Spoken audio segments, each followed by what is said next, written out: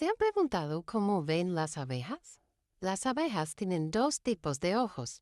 Hoy vamos a hablar de estos grandes, los ojos compuestos. Su sistema visual es bastante desarrollado, aunque difiere en muchos aspectos de la visión humana.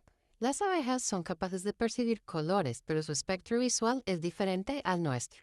Las abejas pueden ver los colores ultravioleta y azul con mayor facilidad, mientras que tienen dificultades para distinguir colores en el extremo rojo del espectro. La visión de las abejas está adaptada para ayudarles en su tarea principal, que es la búsqueda de flores y recolección de néctar y polen.